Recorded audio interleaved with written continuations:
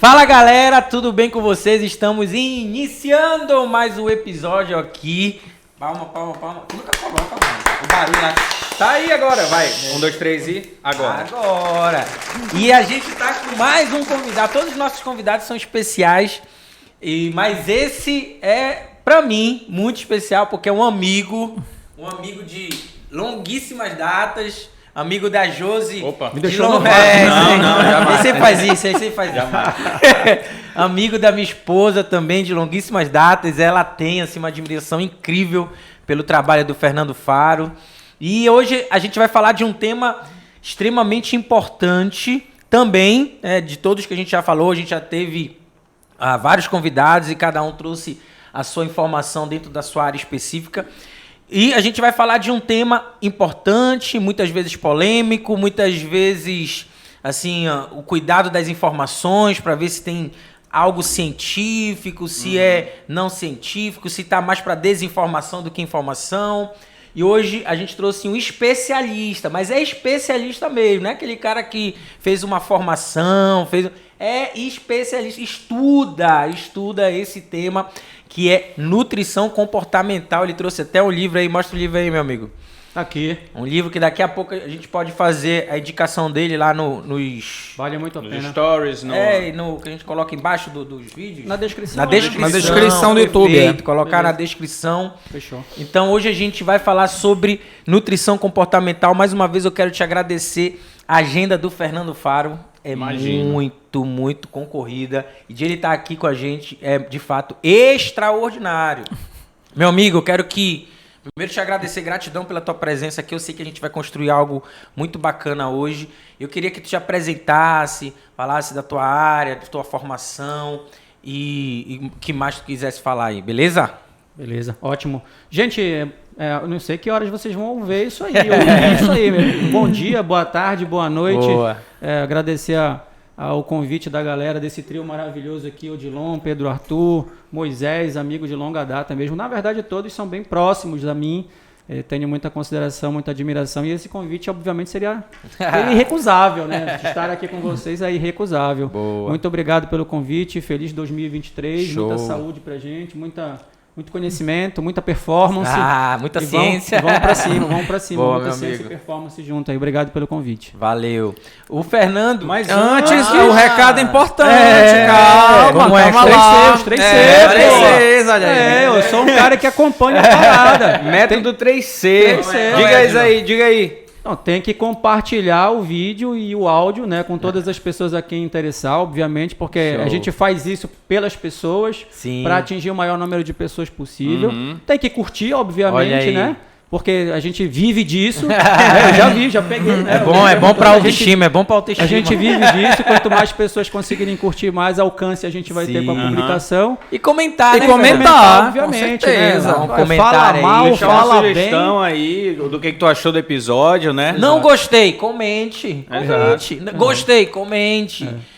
Traga temas. Pô, Moisés, Pedro, galera do Ciência Performance aí, traga um tema, traga um convidado, qualquer coisa a gente manda trazer de São Paulo, do Rio de Janeiro, né, Odilon? Da Espanha, Da da Arábia. Espanha. Arábia tem um aqui, ó. Aqui.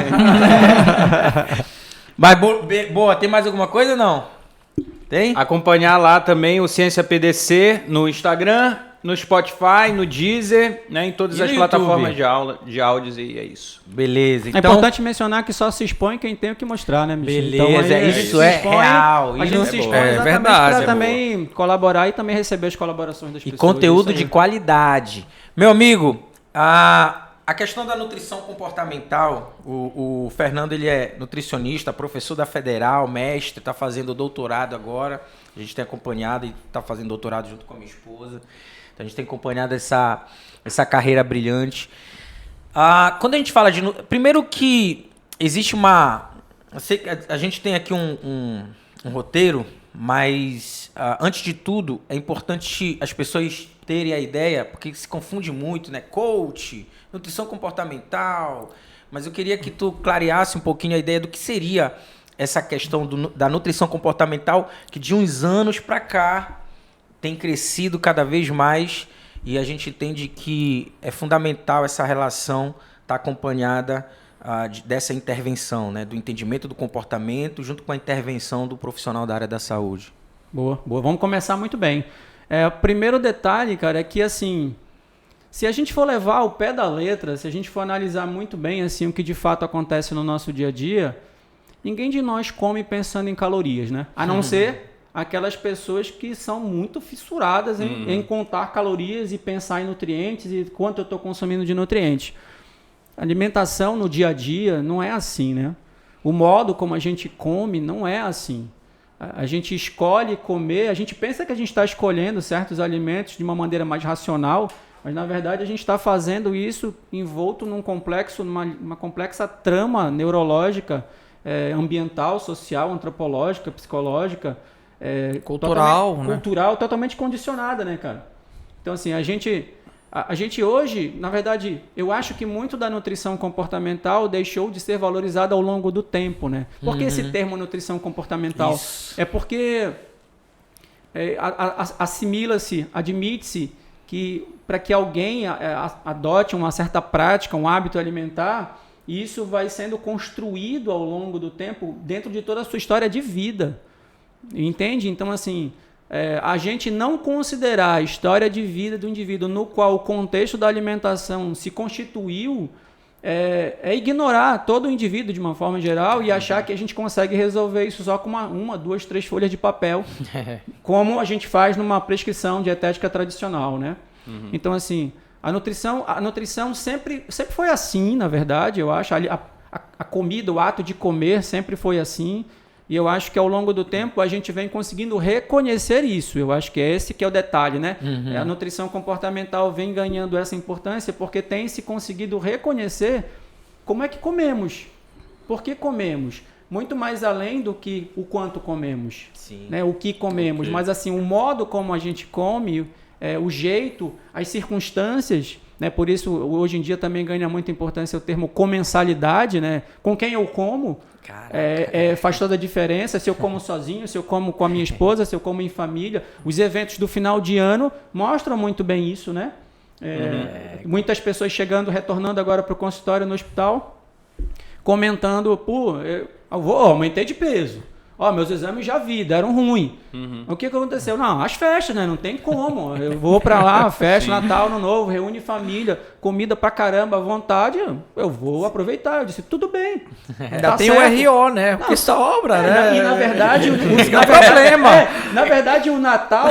Ele dura até o ano novo, né? Ele dura até o ano novo, porque tem mesmo. As sobras, todo mundo leva as quentinhas, né? Fica na segunda, na terça, na quarta, já começa a preparar o Réveillon, já tá comendo do Réveillon. Na verdade, as festas acabam durando, essa comilança toda assim desequilibrada, acaba durando uns 15 dias, né, cara? 2 semanas. Então, assim, tempo. A gente precisa respeitar isso, né? Nós não somos máquinas, robôs que comem pensando nos nutrientes e calorias. A gente recebe uma multi-influência ambiental a todo momento.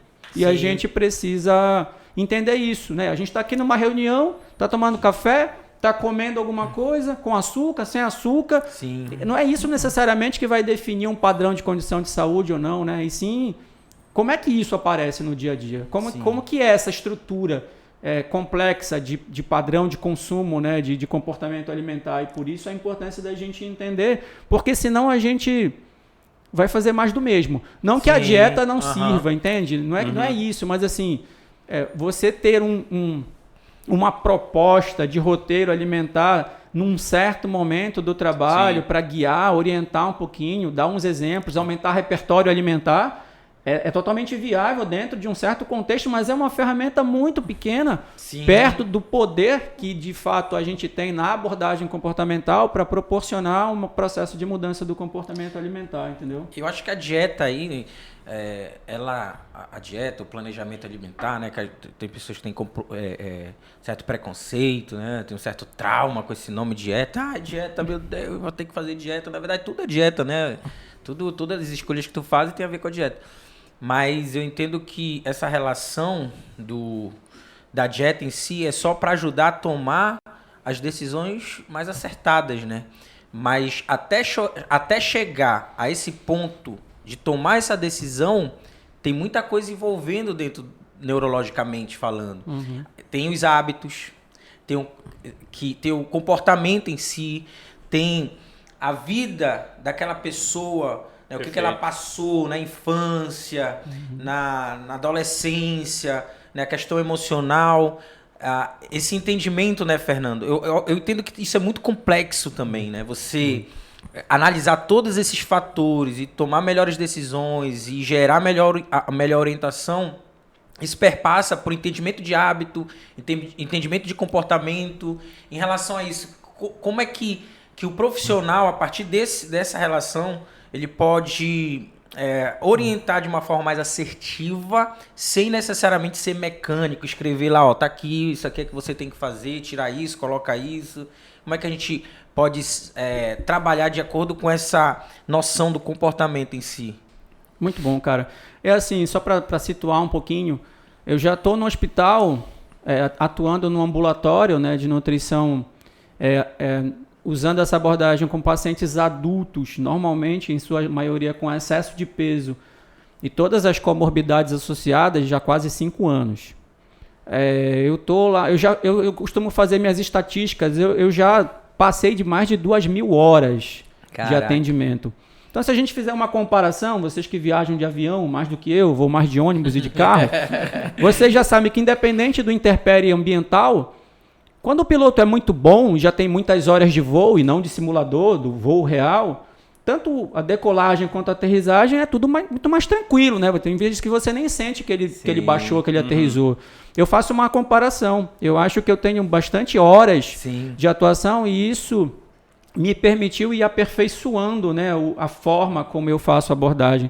Eu sempre falo para os alunos assim, que é muito complicado, e para as próprias pessoas, muito complicado você ensinar a alguém como abordar nutrição comportamental, sabe? Eu acho que você aprende isso fazendo. Sim. Eu digo que os meus principais professores, e continuam sendo meus principais professores, são os próprios pacientes. Por quê? Porque a gente tem que colocar essa história de vida do paciente no pedestal, cara. Perfeito. O que você sabe, o que eu sei, o que eu me formei, a qualificação que eu tenho, quantos livros eu li, não interessa. Perfeito. Porque o que interessa é qual é a história que ele tem. E como a alimentação se constitui nessa história de vida, porque é essa a matéria-prima do trabalho da nutrição comportamental, entende? Sim. Se você fizer a pergunta certa, no momento certo, e ter uma escuta muito interessada, curiosa e ativa, você pega muita informação útil para o trabalho dentro do processo. Sim. Então não existe um protocolo padrão, né, que diga assim, ó, vai lá, faz, aplica isso que dá certo. Mas existem alguns princípios, né, algumas diretrizes para nortear mais tudo isso. Então, assim, o que interessa é o conteúdo, né, que o paciente te traz. Perfeito. Entende? Que vai muito além dessa questão do diagnóstico clínico, se é diabético, hipertenso, se tem excesso de peso, não tem. Não é isso. É assim, como é que é o comportamento, qual é o jeito dele comer que pode estar tendo relação com certos problemas de saúde que ele vem apresentando. E fazer essa relação para ele é muito útil porque ele consegue perceber como a alimentação, o comportamento alimentar, as práticas alimentares, as escolhas que ele faz, que a pessoa faz, tem influência ao longo do tempo na condição de saúde dele, né? Então, assim, eu acho que o ponto de partida para essa abordagem é a gente descortinar toda a vida do paciente aos pouquinhos e tentando situar a alimentação nesse contexto histórico, né? Cara, como isso é complexo. Uma vez, a gente conversando com vários amigos, uns que trabalham com cirurgia bariátrica, e estava me falando assim, a história, né? A história que o Odilon sempre conta história. Tem que ter um quadro aqui na Ciência PDC. O Odilon sempre conta história, agora é a minha vez. E ele diz assim, para tu ver como essa questão comportamental, ele tem uma escuta ativa, né? Tipo, às vezes atenta também, né? Atenta. Às vezes o nutricionista, ou a gente mesmo, quer escutar só para criticar. E critica, e fala, tu não tem força de vontade, tu é preguiçoso. E aí, tinha uma pessoa que, quando foi analisar, cara, por que ela comia tanto, por que ela tinha essa compulsão alimentar, olha como isso é sério, né? A questão comportamental. Ela descobriu-se nesse processo aí de conhecimento, autoconhecimento e tal, que ela queria ficar, né, gorda, com obesidade, porque ela foi violentada na infância e era uma forma de ela Se proteger, né? se proteger. Isso é louco. Se proteger de coisas que aconteceram e só que ela não sabia disso, né? É inconsciente, né, cara? É inconsciente. É. E aí vem, né, Fernando, a importância de você ouvir, a importância de você perceber, a importância de o profissional criar estratégias dentro dentro da psicologia. Né? A gente não vai ser um psicólogo, mas a gente vai poder ajudar para entender melhor e para gerar melhor ações dentro desse processo, né, Fernando? Então, como é que tu entendes isso quando... como é que a gente, na verdade, como é que tu fazes quando tu percebe que existe um processo que está vindo lá da infância, um processo que está vindo lá da adolescência, que tem traumas envolvidos, que tem problemas emocionais? Como é que, nesse contexto, dá para tu ajudar de uma forma mais eficiente? Eu também vou contar uma história antes de responder a pergunta. Boa. Nessa mesma linha, eu atendi uma vez, num atendimento particular, uma paciente com excesso de peso. E a história dela era assim: ela emagrecia, ela começava a ter conflito conjugal, porque ela ficava muito mais bonita, atraente, teoricamente chamaria a atenção de outros homens, e o esposo ficava mais ciumento e tinha mais discussão em casa. Eita, olha. E ela, de uma forma sem perceber, e para evitar, e ela tinha um valor muito importante que era a família. A relação familiar, conjugal, para ela era muito importante. Então, o que ela fazia? Ela abortava todas as vezes as tentativas de emagrecer. Ela chegava, emagrecia e depois engordava de novo. Por quê? Porque emagrecer para ela era igual conflito conjugal familiar, e eu gosto da minha família. Perfeito. Muito interessante, né? Então, assim, eu diria para você que o ponto mais importante e decisivo para o profissional é ter a sensibilidade, cara. É ouvir, ter a sensibilidade, porque muitas vezes o paciente ele quer falar. Perfeito. Ele tem muita necessidade de contar a história dele, e aí inclui a história do tempo. Do tempo da conversa, do tempo do atendimento. Você precisa ter a sensibilidade para entender. Esse paciente tem demanda. Tem outras demandas que vão um pouquinho além dessa história do que come e não come. Entende? Perfeito. E aí a gente tendo a sensibilidade, às vezes deixando o paciente falar e ele verbalizando, tô ansioso, tô angustiado. Hoje foi um paciente comigo no consultório que ele é um ex-militar, ele teve um processo administrativo, acabou sendo exonerado, faltando 3 anos para ele se aposentar. E isso angustia muito ele, e esse estado emocional dele afeta muito e provoca muita oscilação no padrão de consumo dele, sabe? Às vezes ele vem bem, os exames bacana, perde peso, e às vezes ele volta com os exames mais complicados, às vezes não conseguiu comprar o remédio, não fez exercício. Então, assim, a gente tem que ter sensibilidade, porque toda vez que o paciente ele próprio verbaliza, a gente tem uma rede de apoio mais complexa no hospital, a gente consegue encaminhar para o psicólogo, psiquiatra e tudo mais. Mas quando o paciente não verbaliza e a gente percebe que ele tem um componente emocional muito importante nesse contexto todo da alimentação, eu sugiro.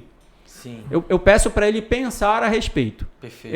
Eu peço para o paciente assim, você já parou para perceber que de repente, às vezes em certos estados emocionais, triste, angustiado, ansioso, preocupado, você muda o padrão de consumo alimentar, você muda o jeito que você consome e planta a semente, entendeu? Deixa ele pensar. Quando ele tomar a decisão, porque toda terapia psicológica ela precisa ter a gente como um componente muito ativo no processo, né? Perfeito. Se você vai meio que empurrado, não funciona. Você tem que ir lá com a cara e coragem, né? Sim. Então, assim, eu deixo o paciente pensar, ele volta, decide se ele vai fazer, não vai fazer, mas a gente acaba tendo essa rede de apoio importante lá no hospital, né? Eu lembrei da história de uma amiga minha, também vocês contando a história. Ela começou a entrar num processo de sobrepeso e obesidade porque na infância dela ela passou muitos problemas financeiros e tal. E aí depois que ela não tinha um consumo adequado de alimentos e tudo mais, ficou velha, começou a trabalhar, mais velha, começou a trabalhar, começou a ter compulsão alimentar, quando ia servia muito e ficava assim com a aversão de deixar comida no prato. Porque por muito tempo ela passou necessidade, então assim, ela comia muito e empurrava o resto da comida ali, porque ela, se olhasse aquilo ali, pra ela tava estragando comida e tudo mais. Eu fiquei, caralho, mano, olha só o tratamento. Cara, e isso aí, Fernando, E tava fazendo terapia psicológica para ultrapassar Não, isso. Isso aí, às vezes, cara, por exemplo, eu lembro que quando a Joane começava a chorar, a avó, ou as pessoas que estavam lá perto, queriam logo dar comida. Uhum. O que isso ia passar? Uma válvula de escape pra ela válvula seria. de escape, uma fuga. Um porto seguro. Um porto seguro. seguro. Um local seguro. Perfeito. Um local de segurança. E essa fixação e essa relação acaba, às vezes, atrapalhando. A gente percebe isso muito em criança. Por exemplo, meu afilhado, né, o Ravi. Toda vez que ele se chateia com alguma coisa, o que ele vai fazer? Ele chama o peito de pitê. Aí ele pitê, vai lá com a minha irmã. Quer dizer, ele se chateia, vai pro peito. Pitê. Então já percebi isso. Ele tá utilizando realmente como um porto seguro. Se chateou porque o brinquedo dele ele não conseguiu montar, que ele é impaciente, não conseguiu montar, ficou chateado, se jogou no chão, começou a chorar, vai pro peito. Então é um exemplo, isso pode acontecer, né, desde essa fase. E a pessoa aprende a associar um bem-estar e um certo conforto com a comida. Perfeito. E isso ao longo do tempo vai mudando os personagens, né? Sai o seio materno, sai o leite materno, entra um pão, entra um chocolate, entra um não sei cookie, o quê, entendeu? Entrar. Entra um sanduíche, uma pizza. Tá errado? Não tá errado. É o modus operandi, vamos dizer assim, cerebral, neurológico da pessoa, emocional, psicológico, que ela aprendeu. Sim. E ela aprendeu, faz todo sentido para ela, traz para ela segurança, mas às vezes é disfuncional. Sim, Né? perfeito. De um outro aspecto é disfuncional e precisa ser abordado, analisado, pensado, refletido, né? Isso que o Pedro Arthur falou, eu já ouvi várias vezes essa história, cara. Várias vezes. Olha, eu tinha um apelido quando eu era moleque, chamava de Vareta. Já deu pra entender por quê, né? Não precisa nem explicar. Cara, eu odiava esse apelido, velho. Eu odiava porque pra mim ele me lembrava fraqueza. Sabe? É louco isso. Um cara frágil, vulnerável, fraco. Inconscientemente, ao longo da vida, você vai comendo mais para tirar aquela forma física associada ao apelido que se associa a um certo conceito, né, que você faz de si mesmo. Então, toda vez que eu tentava emagrecer, eu emagrecia um pouquinho, eu já me achava bem magro, então estava bom. Ou então não, eu preciso comer de volta para não me tornar um vareta de novo, né? Então, depois que você pega na análise psicológica, né, na psicoterapia, você vai descobrindo essas coisas, né, acessando essas construções todas emocionais, psicológicas. Falei, caramba, velho, que coisa, né? Às vezes tem certas circunstâncias que sustentam um comportamento que você não faz ideia que ele existe. Sim. Você só vai descobrir isso na psicoterapia. Por isso que é fundamental esse trabalho conjugado, sabe? Integrado, o nutricionista, o médico, o psicólogo, o professor de educação física, porque as pessoas não costumam ter um comportamento fisicamente ativo. Sim. Eu posso fazer exercício físico vez ou outra ali, mas será que eu tenho um comportamento fisicamente ativo? Que é diferente de eu dizer, não, eu sou fisicamente ativo, eu faço. Quando? Uma vez na semana. Sim. O que? É ciclismo. É um passeio lá para Marituba e volta. Então, assim, isso é super importante. Isso explica, Fernando, o porquê do jeito que nós comemos? Isso explica, isso está relacionado diretamente com a nossa infância, o jeito que nós nos relacionamos com a comida. A comida, isso está diretamente ligado com a forma como fomos criados, com aquilo que a gente vivenciou, com aquilo que foi, né? Ele tá fazendo crochê. Pra quem já tá no áudio. Tá crescendo. Tá enrolando uma bola aí, uma bola imaginária. Pra quem só tá no áudio, o Moisés aí tá fazendo um crochê aqui imaginário, tá? Só pra vocês. Então tem a ver com Ele tá tricotando mesmo. Inconsciente. Tá falando inconsciente. Tá falando de comportamento, né, velho? Tique nervoso. Esse é o não verbal. Esse é o não verbal. 70% inclusive da nossa comunicação. Então, 65, porque tem os 5% é o tom de bola. bola. Verdade, tu tá ligado no Paranauê, né? Então, Fernando, essa relação tá diretamente ligada com o nosso histórico, o jeito que a gente se relaciona com a comida? Totalmente, cara. Totalmente. Essa questão que você falou do seio materno, né? A criança busca o seio porque lá é conforto. Na verdade, ele busca um conforto da mãe, só que ao mesmo tempo isso está associado com a comida, com o ato de se alimentar, né? Tem uma outra literatura que eu já li que fala faz uma abordagem psicanalítica, né, do transtorno alimentar, da compulsão alimentar, intitulado Da Geladeira ao Divã. Caraca. Pô, muito bacana. E fala sobre isso. né? A questão da memória afetiva. Sim. Né? Ao longo da sua vida, olha, tem muitos pacientes que eu atendo no hospital que são do interior. E eles não abrem mão do consumo do açaí, cara. Independente da época do ano, eles não abrem mão. Açaí para eles é bagagem cultural, sabe? É memória afetiva. Perfeito. Aí eu te pergunto, tu vai tirar o açaí do cara? Aí que tá, né? Não, E um comentário que você fez agora importante, porque uma das premissas dos princípios de uma abordagem comportamental não é você quem decide a vida do paciente. Não é você quem decide o que ele vai ou não vai fazer. Perfeito. Não é isso que acontece na abordagem comportamental. Na abordagem comportamental, você pega na mão do paciente e conduz ele a perceber isso. Ele mesmo vai dizer, caramba, mas isso é a minha história, pô. Se eu deixar de tomar açaí, eu tô apagando um pedaço da minha história. Como é que eu vou viver sem a minha história? Não posso fazer isso. Só que ele também é levado a pensar em refletir a respeito do modo como ele faz isso. Ele pode continuar com isso, mas atualmente, no contexto clínico que ele se encontra de vida atual, ele pode e deve repensar isso. Sim, e aí ele perfeito. abre a cabeça dele, o nível de consciência dele para pensar, não, existe outro jeito de tomar açaí, de beber açaí. Pode crer. Muda a frequência, muda a quantidade, muda o jeito, O que tem o que dentro, coloca o que dentro, tem, o que não coloca, se vai com Isso. menos farinha, mais farinha. Se é com pirarucu ou se é com... Camarão. Com aveia, tem gente charque. que substitui por aveia. Eu já vi pessoas que conseguiram tirar a farinha e colocar um pouco mais de Sério, aveia. velho? Sim, Ah. sim, tem muitos Bom. pacientes no hospital que fazem essa experiência Com aveia é bom mesmo. e gostam. mesmo, Eu não tinha E pensado gostam. com aveia. Muitos pacientes, principalmente pacientes diabéticos, que gostam muito que tem esse costume forte de tomar açaí, a gente faz essa sugestão. Eles experimentam. E aí sim. ele diz, pô, gostei, não gostei, vai ficar, não vai ficar. Eu sempre digo assim, nesse contexto é legal, né? Pra mim, açaí é com farinha, negão. E aí eles dizem assim, eles até emendam, doutor, e com a mistura. Isso que tu falou aí pra eles lá é assim, tipo, é o açaí com a mistura. Aí eu pensava assim, deve ser o arroz, feijão. Não. É o açaí com alguma coisa para beliscar salgada. O charque, um camarão, peixe frito, pirarucu. É isso. E aí ele diz assim, eu digo para eles, olha, para mim, açaí é com farinha.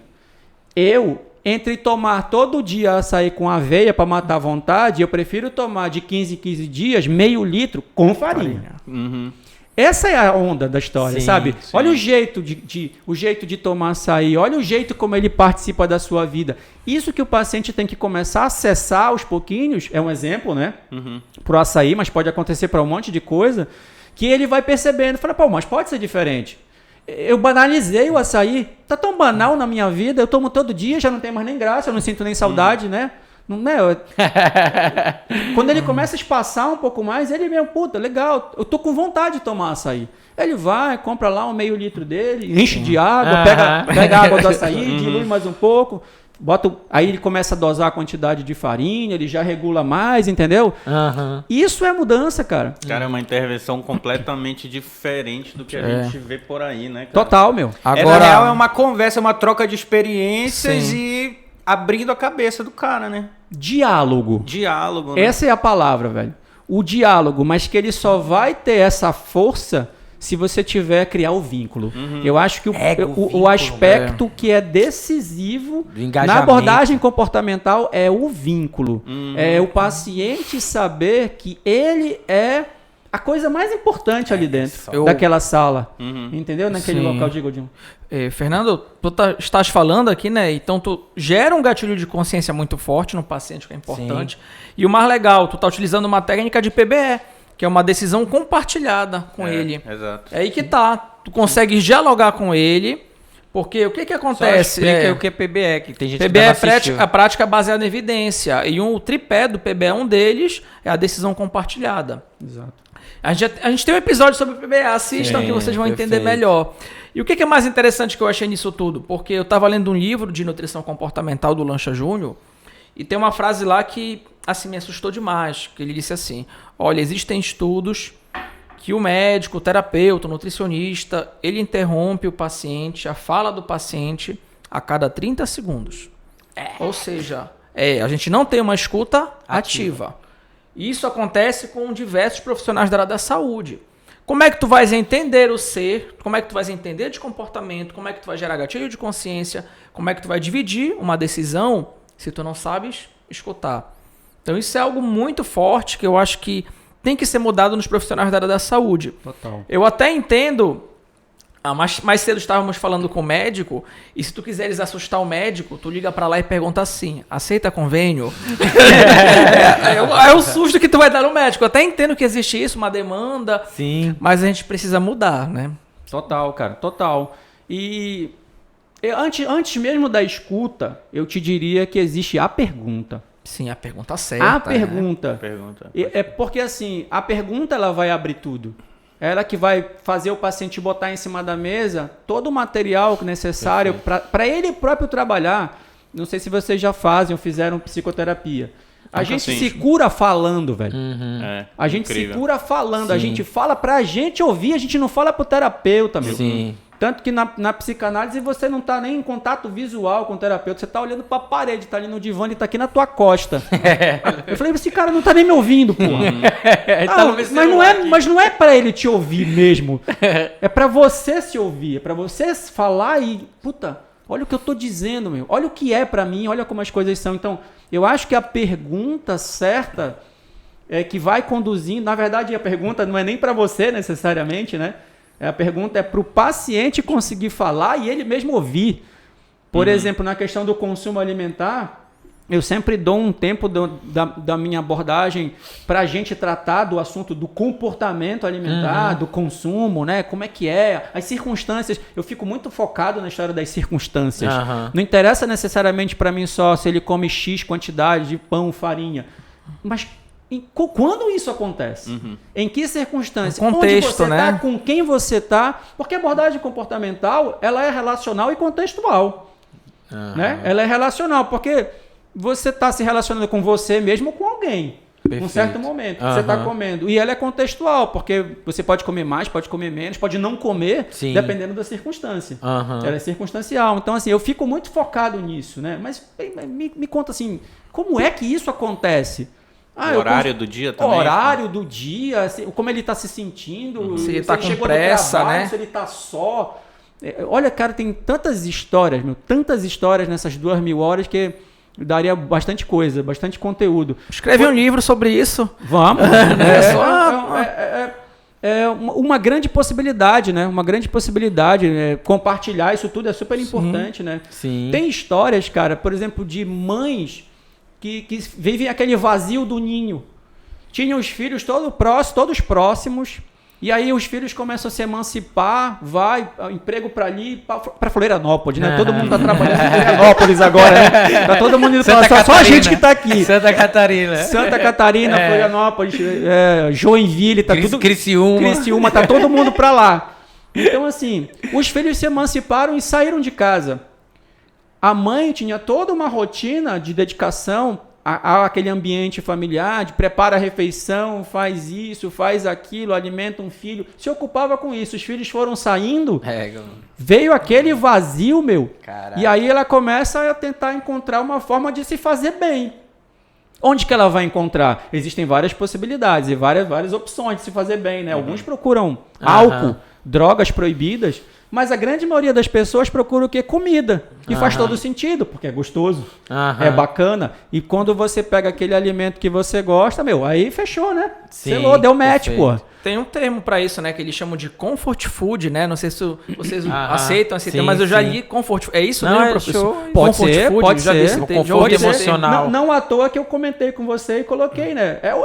É um porto seguro da pessoa, do garoto. É um porto seguro, né? Eu vou ali pegar o seio, mas na verdade eu queria o carinho, mas o carinho tem um negócio da alimentação também e tal, né? Sim. Então, assim, desvincular isso. Tem gente que tem dívida, velho. Tem dívida, não consegue pagar conta, separação, filho que foi embora, não consegue emprego, e o cara vai para comida. Ele tem qualquer problema, ele vai para comida tentar resolver, e a gente precisa trabalhar com ele. Tá, mas e aí? Quantas vezes você já fez isso? Comer, comer e comer. Ele vai, né? Eu fiz várias vezes. Quantas vezes resolveu? Será que isso era o conflito? Aí vem, né? Aquele silêncio duradouro, né? e que para o paciente é fundamental. Sim. Sabe? Esse silêncio, né? Isso seria um confronto ou não? Existe na abordagem o confronto no bom sentido, tá? É você confrontar o teu paciente de repente a cair na realidade ou não? É uma abordagem mais leve, uma abordagem mais dele mesmo ativamente ir pensando. A gente sabe, por exemplo, se tu for ver hoje o Joel J, né, atuando, tu vê que ele confronta muito, né? Confronta e tal. Tu vê muitos coaches, né? Também trabalham muito nesse processo de confronto. Tu tens essa abordagem, o que tu entende do confronto? É interessante? Tem dentro, que a gente vai falar daqui a pouco sobre as abordagens, como é que tu entende essa relação do confronto? É isso que tu faz, é o confronto ou não? É só uma relação de reflexão mesmo? Cara, eu não sei, eu não costumo usar muito os rótulos para as coisas, sabe? Eu não costumo usar muito os rótulos, não. Tanto assim que a minha abordagem, ela é uma abordagem que, se você me perguntar, o que é que você mais usa na abordagem? Acho que tudo.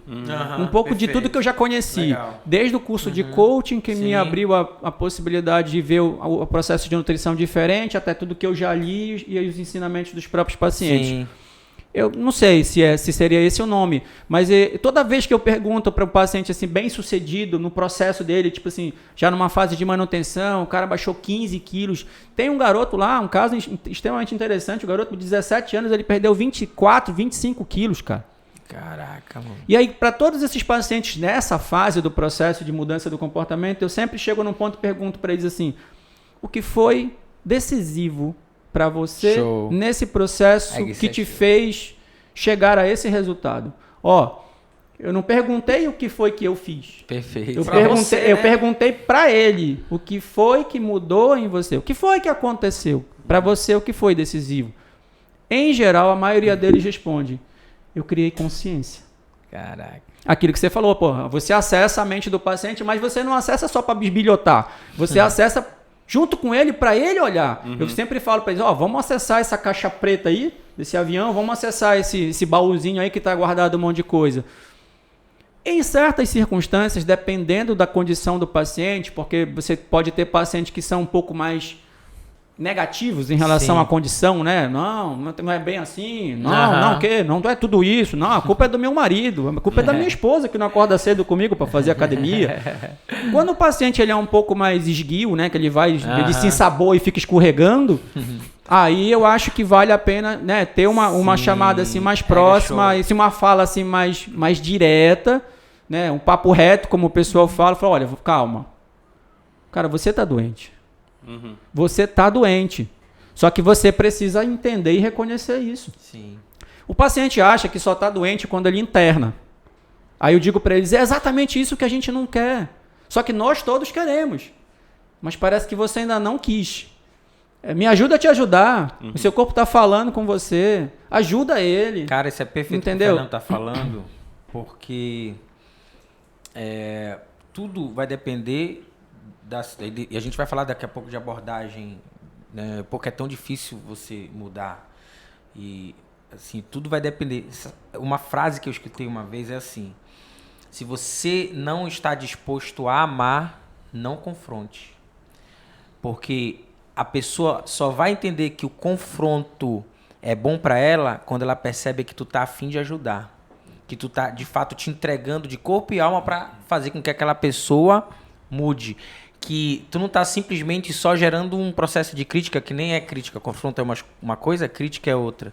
Mas imagina, um cara que tá depressivo, um cara que tá ansioso, um cara que tem um perfil já voltado para essa negatividade. Tu chega lá no primeiro dia já confrontando a pessoa.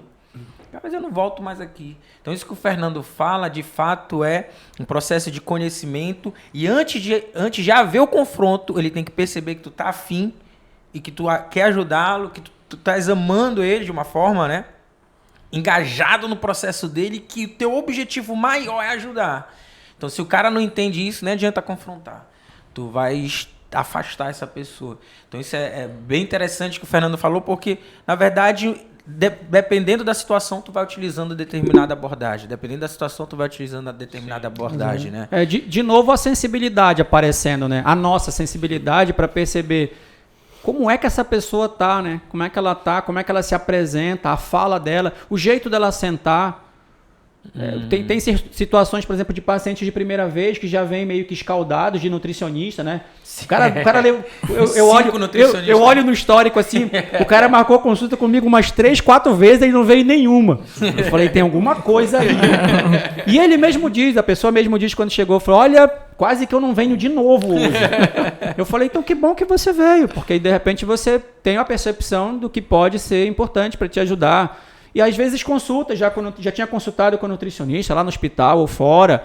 E aí a gente faz toda a abordagem, no final a pessoa fala, pô, eu nem imaginava que ia ser assim. Eu não fazia ideia que ia ser assim. Para mim, você ia chegar aqui e começar a proibir tudo de novo. Eu falei, ainda bem que você se surpreendeu, né? E outra coisa interessante, isso que você falou, da questão da sensibilidade, né? Porque eu uso muito a teoria do modelo transteórico também no meio da história, porque o modelo transteórico é aquela situação em que você sente qual é a do paciente, né? Você fica ali de olho, faz umas perguntas e vê qual é a propensão dele para aquele processo que está tentando se começar ali, iniciar naquele momento. Se ele está negando totalmente, se ele já está meio que balançado, mais sensibilizado para mudar, se o cara já está muito empolgado para mudar, já até fez algumas mudanças. Então, dependendo da situação, você pode ir inserindo certas falas para ir criando esse nível de consciência. Mas assim, uma coisa legal também que eu sempre falo para eles, a partir do momento que você fechou essa porta aqui a primeira vez e entrou, a gente está na mesma rabeta. Está no meio do rio. Aquela marezona ali do Guajará. Se nós afundar, nós afunda tudo junto. Mas também se nós atravessar, nós atravessa junto, entendeu? Então assim, até popularizando, né, culturalmente a questão da abordagem, da fala, eu sempre uso essas metáforas e tal. Então assim, ele tem que ter alguém do lado. Às vezes, caras, eles vêm de outras consultas no mesmo dia com outros profissionais de saúde arrasados, velho. Porque olha um exemplo simples. A gente tem atende muito paciente diabético, muitas pessoas diabéticas. Então, assim, para mim, o que interessa de evolução de resultado para o paciente é o timeline dele, a linha do tempo dele dos exames. Então o cara chegou lá comigo com uma glicemia, primeira vez de atendimento, de 300 e pouco. Uma glicemia de jejum de 300 e pouco, uma glicada de 12. Toma. Beleza, a gente começa o processo, ele vem, conversa, passa 2 meses, ele volta, uma glicada de 10. Aí ele vem com uma glicemia de 280.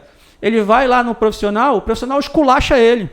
Tá muito alto, cara. Você não tá fazendo nada. Quando na verdade ele já melhorou muito. É a crítica, velho. Você imagina como ele vem arrasado, a pessoa vem arrasada de lá. Cara, eu fiz o tanto e o cara não valorizou nada. O cara pisou, chutou em mim. Só que ele teve um baita de um resultado, né? O cara com uma glicada de 12 foi para 10, uma glicemia de 300 foi para 200. Você imagina? Valorizar Exatamente. as conquistas do paciente. Tem muito profissional que não sabe fazer isso. Esse é o outro ponto fundamental da abordagem comportamental. Perfeito. Você precisa, não de maneira falsa, mas você precisa destacar, valorizar e entregar para o paciente. Falei, não, a minha interpretação aqui é outra. Você melhorou muito. Vamos lá. Excelente. Vamos lá. Você definiu que ia fazer essa mudança. Como é que foi? Eu fiz. Fez bem feito? Fez, desfez? Fez, esqueceu? Fez, não fez mais? Ou continua fazendo? Não, doutor, continua fazendo.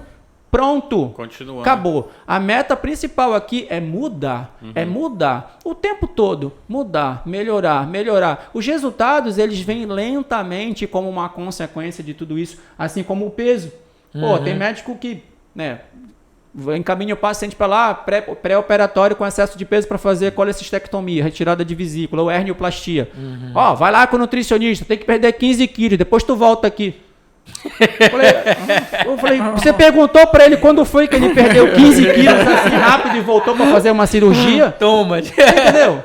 Então assim, uma coisa totalmente desumana, velho. Desumana, sabe assim? Sem a mínima percepção do que é o processo. E isso cria uma expectativa na pessoa. Ela chega lá, olha, eu tenho que perder 15 quilos. Eu falei, calma, para. Calma. Que não é assim. E quando o paciente chega aos resultados de 10, 15, 20 quilos que ele emagreceu e se mantém assim, além de eu perguntar o que mais importou para você, que ele diz que é a consciência, eu pergunto para ele sempre assim, quando foi na sua vida que você perdeu e continuou com 20 quilos a menos? Excelente. Nunca. E, Fernando, pega essa peça que tá aí atrás pra te dar um exemplo aqui. Essa aqui? Essa peça aqui, a gente também usa muito essa estratégia. Essa peça aqui representa meio quilo de gordura. Então, às vezes, o paciente, acontece muito, tu colocas uma meta, bora reduzir 2 quilos de gordura em 3 meses. Aí o cara perde 1 quilo de gordura e chega chateado da vida. Pô, perdi só 1 quilo aqui, Odilon, 1 quilo de gordura. Tá aqui a peça. Sabe quantos quilos tem aqui? Meio. Você perdeu 2 vezes, isso aqui é um baita de um resultado. Se você perdesse 1 quilo de gordura por mês, que é uma meta difícil, são 12 no ano. Então é valorizar os pequenos resultados. A pessoa chega, já normalmente, não, porque quando eu tinha 15 anos eu pesava 70 quilos. Meu amigo, você tem hoje 45 anos. Tu quer voltar para esse corpo de 15 anos? A gente não envelhece, a gente não ganha gordura. Benjamin Button. A gente tem que começar a mudar essas concepções. Perfeito. As pessoas, não, porque o meu peso... De onde foi que você tirou o peso ideal? Existe peso ideal, literalmente? Existe. Existem números mágicos, não funciona assim. Perfeito, Odilon. Perfeito. Cara, porque assim, a gente acaba enfrentando o dia a dia no contato com muitos pacientes que entraram numa fantasia, né, cara? Criada muitas vezes pelos próprios profissionais aí que tá. E você tocou você falou você falou uma palavra que lá na nossa conversa é muito importante, que são metas. Só que a meta, quem define é o paciente. É o paciente, a decisão é compartilhada, perfeito. É o paciente. Eu vou dizer, concordo, tá aí. Show de bola. Hoje foi uma paciente lá que eu atendi com excesso de peso, diabética. Cara, ela toma 2 litros de Coca-Cola todo dia. Todo dia. Caraca. Todo dia, velho. Todo dia. E ela tem plena consciência de que aquilo faz mal para ela e ela continua fazendo. Eu falei para ela assim, deixa eu te perguntar uma coisa. Você quer fazer mal só a você mesmo ou tá esse plano suicida inclui mais alguém aí? Porque, né? Por que você tá fazendo isso, cara? A quem que você quer atingir? A quem que você quer atingir? Você quer acabar só com você? Não tá dando para entender. E ela tinha plena consciência que isso fazia mal. A gente trocou ideia, conversou, falamos de outros aspectos. Muitos pacientes acham que emagrecimento é assim, só tirar. Porque culturalmente todo mundo diz, tem que restringir, tem que tirar. Eu falo sempre para eles, de você não comer certas coisas dentro do seu padrão de consumo, do seu comportamento, também prejudica o emagrecimento. A pessoa faz um relato todinho do dia todinho dela, do comportamento, da frequência, tudo. Não tem uma fruta, velho. Não tem um legume. Eu falei, o simples fato de você não comer isso já atrapalha todo o processo. Mas eu como fruta, mas você não disse.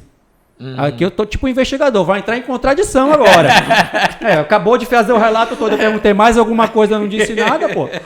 Não, eu como sim. O que você come? Banana. E além da banana? E banana. Você não come fruta, você come banana. Deu pra entender?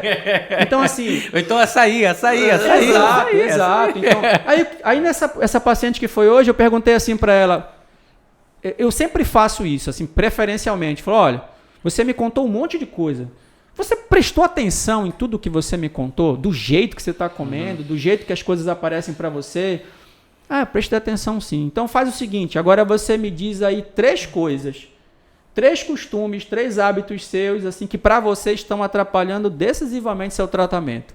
A primeira que ela falou foi o refrigerante. Eu falei, também concordo. Tá certo. Ela definiu a meta, né? Falou, eu quero mudar essa história do refrigerante. Falei, beleza, então agora vamos fazer o seguinte. Você escolhe.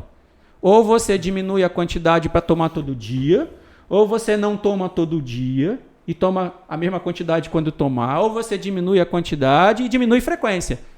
Qual das 3 opções você escolhe? Não, para mim, não tem esse negócio de tomar um pouquinho. Ou eu tomo, ou eu não tomo. É 880, né? Exatamente. Eu falei, cuidado, hein? Cuidado com isso. Mas você está certa disso? Você está segura disso? É essa a resposta correta? Ela disse, eu prefiro. Para mim é mais fácil. Eu falei, beleza, ótimo. Então faça isso.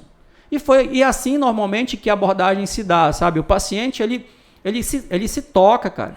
Cai a ficha para ele. Eu falei, caramba, eu posso continuar. Primeiro, outra coisa importante, né? Que eu falo sempre para eles, olha, aqui não tem dieta. Aqui você não sai com papel nenhum. E é impressionante que nenhum deles pede. Raros os casos em que eles pedem. E quando eles pedem, eu pergunto, me convença que vale mais a pena você fazer dieta.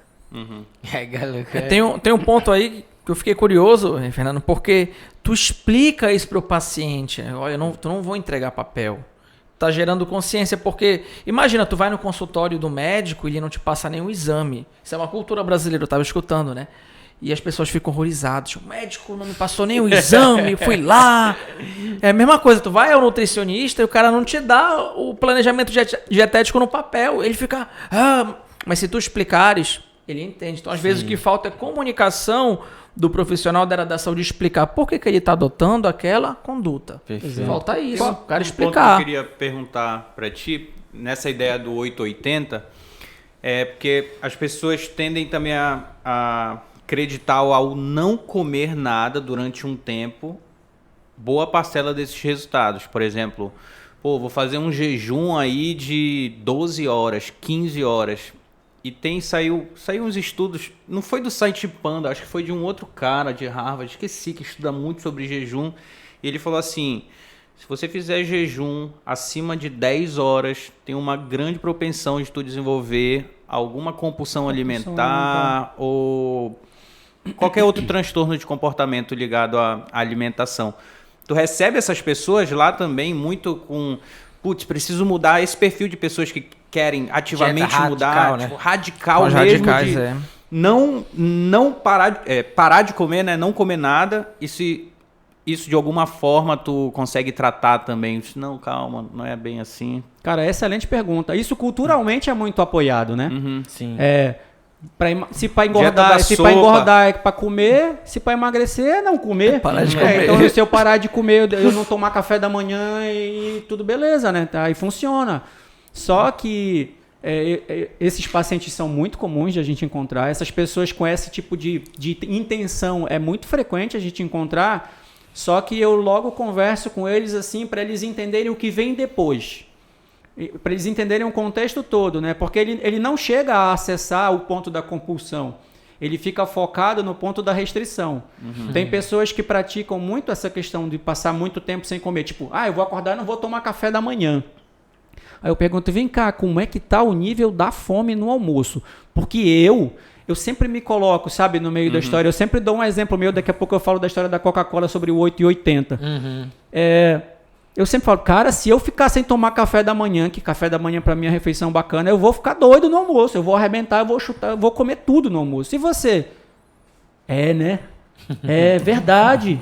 Quando eu chego na hora do almoço, eu ataco tudo. O cara vai comer um boi, né? Eu ataco tudo. Aí eu pergunto, e aí, você chega a fazer aqueles repetecozinhos assim, que acaba uma coisa, você bota uma outra e tal? Eu faço um repeteco no final. Eu falei, pois é. Você deixou de comer uma refeição importante e foi extrapolar e compensar compulsivamente numa outra. Tem esse tipo de situação, mas tem uma outra que é muito mais comum. Aquele de fazer uma restrição alimentar de segunda a sexta. Quando chega a sexta-feira, 18 horas, sextou. Sextou, final de semana. As pessoas acham que pode comer o que bem entendem no final de semana e não precisa fazer exercício no final de semana. Aí eu pergunto para elas, mas quem disse que teu corpo sabe que é sexta? Quem disse que teu corpo sabe que é domingo, sábado? Isso você criou na sua cabeça para te permitir fazer o que você quer fazer, pô. E aí você, né, pra dar uma... Eu mereço, né? Eu passei de segunda a sexta comendo alface com pepino. Agora eu tenho que comer, né? O sanduíche, a pizza e tudo mais. Então, assim, tem muita gente que cai nessa cilada. Tem muita gente que cai nessa armadilha. Como é que eu abordo isso? Eu faço eles pensarem. Falei, faz o seguinte. Você faz isso por um tempo. E depois a gente vai fazer uma outra experiência. Você faz isso durante a semana. Só que às vezes, não fica deixando só pro final de semana. Quer comer tomar um sorvete? Compra um sorvete numa segunda-feira, não tem problema. Sim. A questão não é necessariamente só fazer isso no final de semana. Você padronizar as coisas, né? Exato. Cara, tem que ter muito cuidado. Às vezes tem esses caras de performance aí. Aí diz assim, você perdeu pra batata. Se você perde pra batata, você vai ganhar de quem? Eu já escutei essa frase. Então assim, cara, é isso que o Fernando fala aí. Pra muita gente... isso é trágico. Pô, cara, final de semana, no aniversário, comi uma batata. Vou ganhar de quem? Perdi pra batata, né? Um salgadinho no O aniversário. meu salgadinho perdi, já era. Aí lá vai, pum, aí vai lá pra baixo. É só ladeira aí, né? Aí quando... cara, então assim, é fogo. Você tem que ter muito cuidado, cara, com essas coisas, porque cada um tá no seu momento de mudança. Aí vem a abordagem o modelo transteórico, né? transteórico, que eu quero que tu fale um pouquinho sobre isso, que está relacionado com esse tempo nosso aí, de onde a gente se encontra no processo de mudança. No timing para mudança. No time, o que pode encaixar, como é que... Fala um pouquinho dessa abordagem. Bacana. Essa história do final de semana também, só para concluir o raciocínio, é muito interessante, porque assim, as pessoas mudam o personagem calórico do final de semana, né? Eu pergunto assim, você come pizza? Como? Sexta-feira.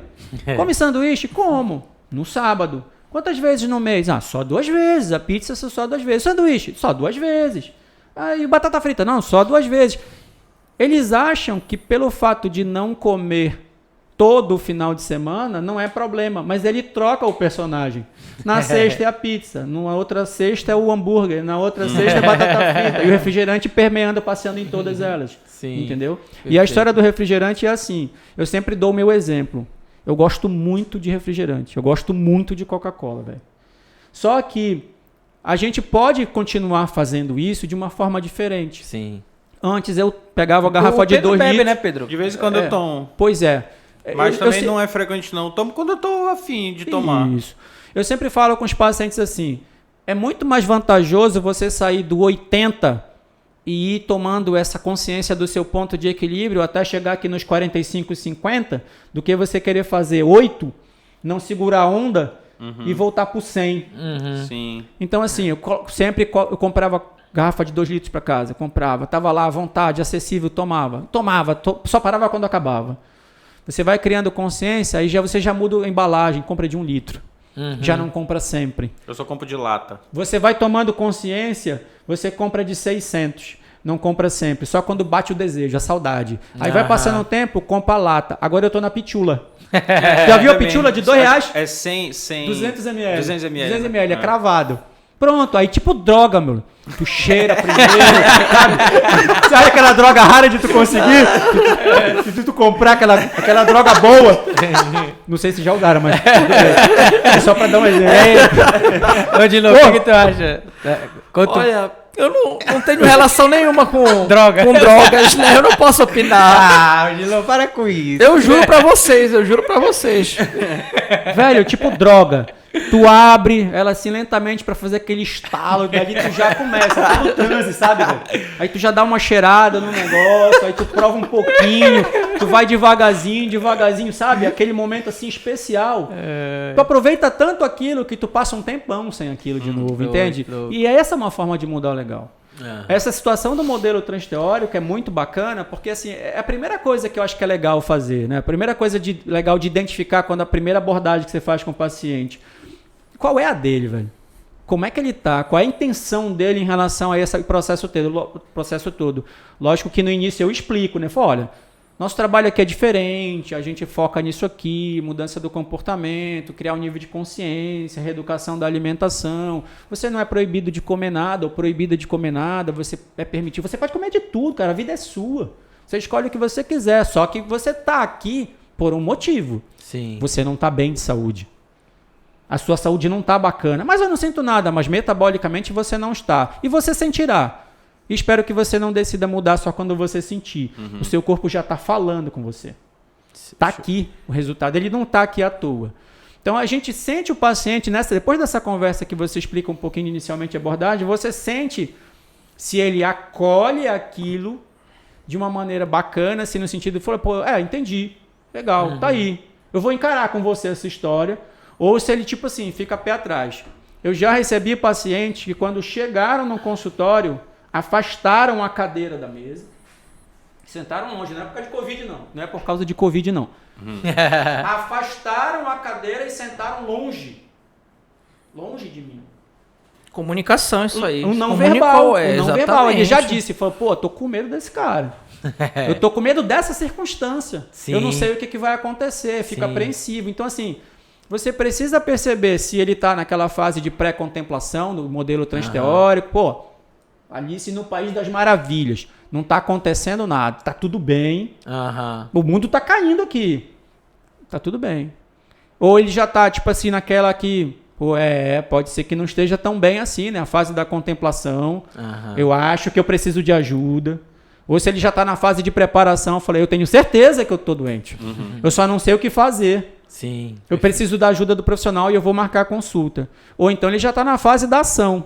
Ele já até recebeu atendimento nutricional, já foi abordado, ele já está fazendo mudanças importantes, ou ele está na fase de manutenção. Ele já tropeçou bastante, já caiu um monte, já está com o joelho ralado, ele já está mais cascudo na parada, né? Tipo na luta de MMA. Eu sou um cara cascudo, eu já enfrentei várias coisas por aí. Dependendo da fase em que você identifica que o paciente se encontra, você aborda a questão da comida ou não aborda. Sim. Você aborda alguns processos de mudança específicos práticos ou não. Você estabelece metas ou não. Eu já perdi a conta, cara, de situações de eu falar para as pacientes assim, olha, eu acho melhor você ir para casa. Louco, né?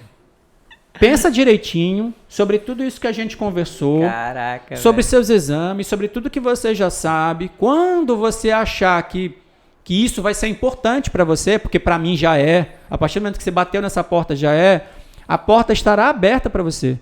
Você não precisa nem marcar consulta. O dia que você chegar e você bater na porta e falar, Fernando, eu quero, acontece. Eu atendo no mesmo dia. Entendeu? Eu já cansei, velho. Qual é o hospital lá que tu atende? Eu trabalho no Hospital Universitário Barros Barreto. Tá. É SUS. Eu sou profissional SUS, cara. Não me procura atendimento particular no Instagram que você não vai ver. Não vai ver. Eu gosto muito de atender SUS. Eu me identifico muito com a clientela do SUS. A sua vulnerabilidade socioeconômica, financeira. É uma clientela que precisa de muita ajuda. Pois é, né? Mas, ao mesmo tempo, eu acho que essa é uma conversa para ser travada em todos os contextos, sabe? Sim. O público, o privado, em tudo quanto é lugar. Eu me identifico muito com o SUS. Sim. E lá no hospital que a gente faz essa abordagem, entendeu? Essas estratégias que tu utiliza é tanto para a pessoa não comer, tipo assim, para ela repensar o que ela tá comendo demais e o que ela tá comendo de menos, porque, tipo, como é que tu faz com a questão da proteína? Que proteína é um macronutriente importante, né? Tipo, a maioria das pessoas comem abaixo da quantidade de proteínas que elas precisam ingerir. Principalmente essas pessoas mais vulneráveis financeiramente, digamos assim. Eu acho que a abordagem, para mim, na minha concepção e na minha prática, a abordagem funciona para os dois caminhos. Tanto para você repensar comportamentos que você sustenta por muito tempo que são disfuncionais, pelo excesso, por exemplo, como aqueles pela carência, pela restrição, pela falta, seja por aspecto financeiro, seja por um aspecto de opção mesmo, de escolha. Porque, por exemplo, eu não encontro tantos casos no hospital, embora a vulnerabilidade socioeconômica seja muito presente, eu não encontro tantos casos de carência do consumo proteico. Porque a grande maioria dos pacientes conseguem comer frango, por exemplo. Ou ovo, né? Pode crer. Eles conseguem. Eles não têm o costume de consumir no lanche, né? Frutas, legumes e verduras. O meu maior desafio para criar consciência, para incluir no comportamento alimentar, é estar relacionado a essa questão das frutas, legumes e verduras. Eu pergunto, por que você não tem o costume? Porque ninguém comprava em casa. A gente não via isso na mesa. A nossa casa tinha que ter o básico, arroz, feijão e a proteína. Acabou. Quando estava boa para comprar, farinha. É isso, a nossa alimentação é isso. Falei, entendi. E agora, como é que está a situação? Você toma conta da sua grana, você compra a sua comida, você prepara tudo, dá para comprar? Não, agora está tranquilo. Falei, então é hora de rever. Porque não tem mais a carência do passado. Agora você tem essa possibilidade, mesmo que ainda carente, você tem essa possibilidade. Eu vi a conta que o cardiologista fez no podcast anterior de vocês, da história do açaí. Do açaí, os 10 contos do açaí. Eu faço essa conta também com eles, essa economia financeira, esse aspecto financeiro. Ele também atende o SUS, ele falou. Exatamente. Eu faço essa conta com eles. Eles gastam uma grana com açaí pelo consumo exagerado e eles dizem, não tenho dinheiro para comprar verdura, legumes e fruta. Não, pera lá. Você tem. Só que o pouco que você está gastando mal. E aí esse aprendizado é importante, entendeu? Então a abordagem ela serve para você criar novos hábitos de inclusão daquilo que não está tão presente, assim como para diminuir um pouquinho, né, a presença daquilo que não precisa estar tão frequentemente sendo consumido, sabe? Eu estava conversando com um Nutri faz um tempo já e ele estava falando exatamente sobre isso. Que a galera quer se basear muito somente por calorias, aí fala assim, pô, tu tá comendo muita banana, ou tipo, só come banana, para de comer banana porque é uma fruta muito calórica e tudo mais. Só que às vezes tu quer barrar o cara de comer uma fruta, mas na maioria das vezes a população brasileira já consome lá embaixo a quantidade de frutas que ela precisa comer. Aí às vezes tu acaba gerando um comportamento do cara de, pô, não posso comer essa fruta aqui, não posso comer essa fruta, e acaba desencadeando para várias outras frutas que ele precisa comer. Ele generaliza, né? Generaliza na mente dele. Verdade. Teve, vocês comentando aqui, aí eu lembro de uma frase que é simples, ó, nutrição também é economia.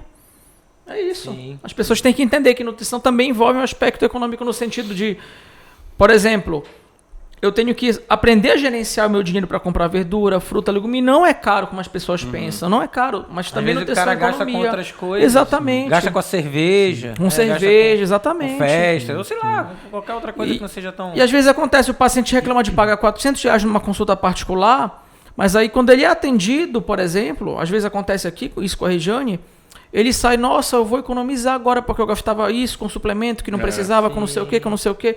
Tem pacientes que chegam aqui tomando 7 suplementos, 6 suplementos sem orientação. Nossa. A primeira coisa que ela faz é flap, não precisa desse, não precisa desse, bora ajustar isso aqui. Então, nutrição também é economia. Sim, isso é muito sim, importante para conscientizar a população. É um dos motivos pelos quais eu gosto muito de fazer a nutrição comportamental do jeito que eu faço no SUS.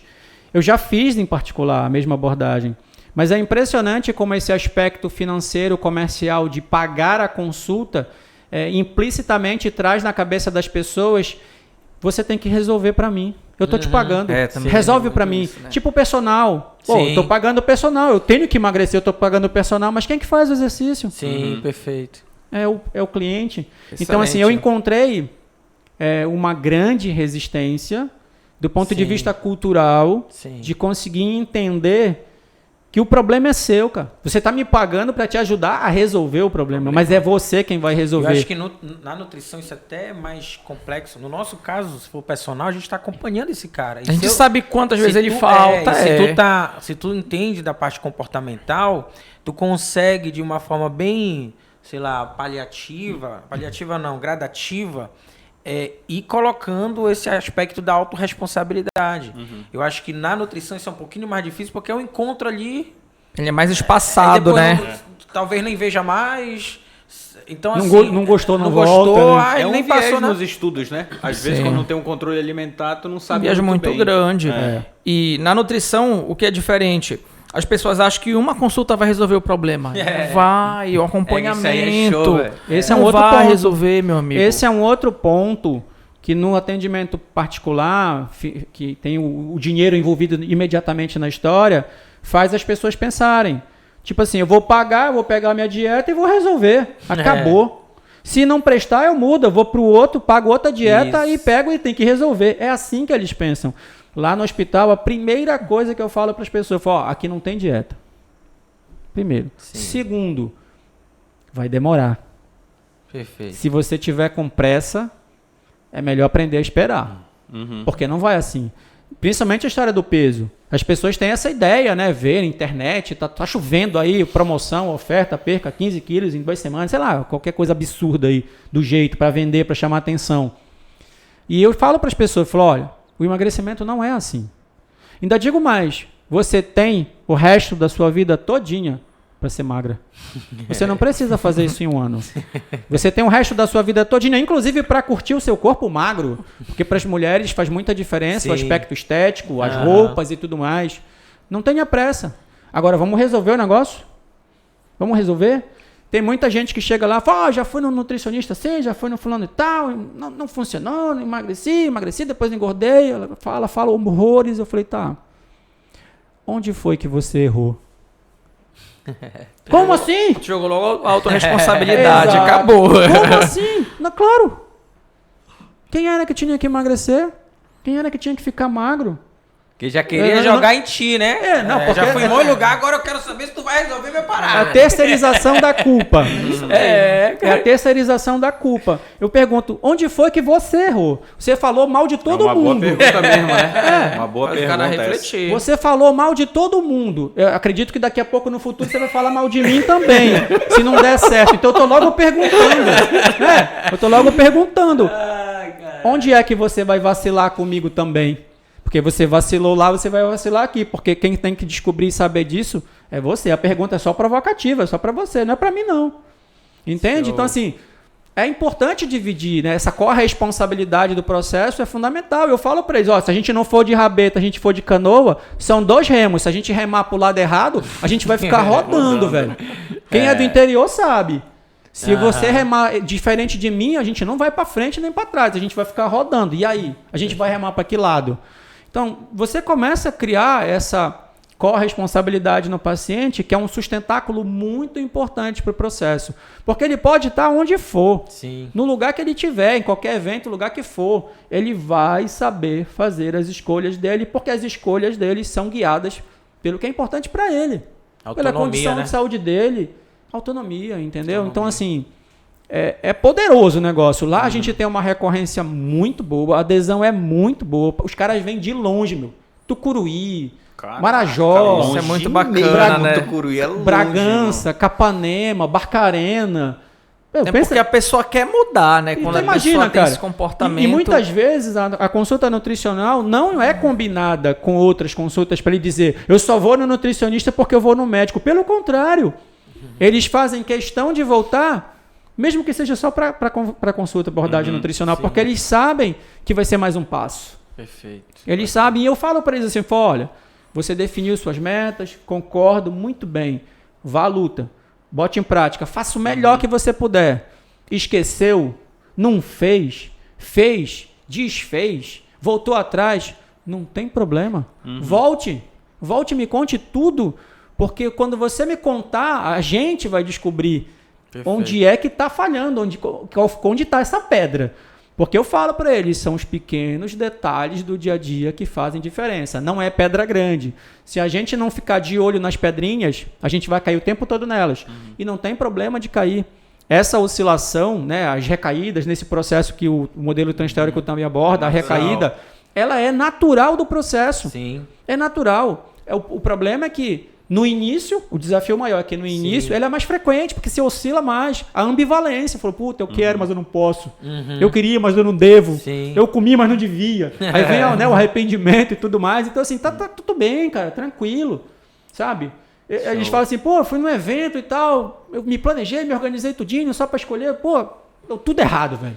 Tudo errado, comi um monte, chutei o balde, comi de tudo. Jaquei. Beleza. Você ficou ligado no que foi que você pensou, o que você sentiu, o que fez, qual foi esse gatilho para você esquecer todo o plano e se jogar de boca no negócio todo que tinha lá? Isso é o mais importante. Sim. Da próxima vez que você for pro evento, faça exatamente isso. Se acabe, come de tudo, coma tudo, passe mal, não tem problema. Só fica ligado, fica atento. Fala, o que eu estou sentindo? O que está vindo aí? Por que eu estou comendo isso tudo? Por que eu não paro de comer? E o que eu sinto depois? É só arrependimento? Não, sabe? Então, Sim. assim, esse processo, porque o comportamento alimentar, ele não é a prática em si. O comportamento alimentar, ele vem muito antes. E vai muito depois. Perfeito. Ele é muito complexo, então, assim, fica ligado. Faz o que você tiver que fazer. Abusa, não tem problema, mas fica ligado, porque esse acontecimento vai te ensinar muita coisa. Sim, é no erro que tem um aprendizado, né, cara? É muito E, interessante. Fernando, em nenhum momento tu prescreve o papel, digamos assim, para o paciente? Como é que ele sabe das quantidades, por exemplo, que ele pode ser... Eu comia 5 colheres de arroz, mas agora, eu preciso comer 2 colheres. Como é que ele consegue dosar isso? Cara, a gente vai fazendo assim. São 2 casos específicos, assim. Tem casos de pacientes que precisam de cara do plano alimentar. Normalmente, paciente diabético tipo 1, que usa insulinoterapia, paciente nefropata, que tem que fazer restrição do consumo proteico, que ele ainda é tratamento conservador, ele não faz hemodiálise, paciente cirrótico, certos pacientes especiais, pacientes com condição sensorial diferente, por exemplo, tem paciente que é cego, tem paciente que é analfabeto, tem paciente que não ouve muito bem. Então, assim, ele tem sempre um responsável ao lado. Nessas circunstâncias todas, eu faço a conversa, mas ao mesmo tempo eu consigo fazer o roteiro alimentar para que ela tenha uma certa referência. Sim, e eu sempre deixo o meu contato com eles, porque qualquer dúvida eles vão conseguindo dirimir a dúvida toda. No outro caso da questão da quantidade, o que normalmente eu faço? Falo, olha, você está fazendo isso aqui hoje. Por isso que a gente mapeia tudinho antes. A gente faz um mapeamento de tudo que a pessoa faz, do jeito que ela faz, do jeito que ela come, frequência, tudo. Tudo. E aí a gente define os pontos que vão ser mudados. Por exemplo, meu refrigerante. Eu não vou tomar agora todo dia, ou todo final de semana, eu vou tomar um final de semana sim, o outro não, eu vou diminuir a quantidade, eram 2 copos, eu vou tomar só 1. Beleza. Normalmente eu vou me guiando pelo peso da paciente, pelo peso da pessoa e os exames laboratoriais. E o controle clínico dela, uso ou não de medicamento, se diminuiu, se restringiu e tudo mais. Eu não faço nenhum cálculo calórico, porque a abordagem comportamental ela não se pauta nisso. Proporção de nutrientes, cálculo calórico. Mas a gente, por fazer tanto isso, e por conseguir ir encaminhando o paciente nesse equilíbrio da quantidade, são 6 colheres de arroz, vamos passar para 5, 4, vamos ver como é que os exames vêm, a gente já vai tendo uma noção tipo, de quantas calorias tem, de quanto tem mais ou menos de carboidrato, a gente tem uma noção. O que eu faço? Eu tenho na minha cabeça uma meta de consumo alimentar diário para o paciente. Na minha cabeça ele está estruturado aqui. O que eu faço? O paciente está aqui e a meta dele está aqui. Eu vou tentando aos pouquinhos, eu vou trabalhando com ele aos pouquinhos para ele ir se aproximando dessa meta até ficar o mais próximo dela possível. E a gente vai vendo o efeito disso de maneira assim, bem impactante nos exames. Sim. É a primeira coisa que muda. Às vezes o peso nem altera, mas o cara vem com uma glicada, tipo de 10 para 12. Entendeu? De 12 para 10, o contrário. Desculpa, corrigindo. 12 para 10. Entende? Uma glicemia de 300 para 200. Sim. E funciona mais ou menos assim. E às vezes, cara, tem detalhes que passam, tem encontros que a gente tem encontros que a gente não pega. Teve uma situação uma vez que um paciente estava num processo de manutenção já, sabe, assim, do consumo alimentar dele, bacana o comportamento dele, legal, e a glicemia pancada. 150, 200. Falei, cara, que coisa louca é essa? Tomando remédio, caramba. O senhor não tá mentindo pra mim não, né? Falei, não, doutor, tá tranquilo, eu tô fazendo tudo bacana, do jeito que a gente falou, acordou, exercício e tudo mais, medicamento. Falei, cara, que coisa louca. Cara, me deu um estalo. Eu sou um combatente de suco de fruta, viu, cara? Eu sou um combatente de suco de fruta para paciente diabético. Sim. Paciente diabético, para mim, tem que ficar longe de suco de fruta. Não importa se é com adoçante, não importa se é amargo. Frutose em grande concentração faz muito mal para o paciente diabético. Sim. Então, eu combato.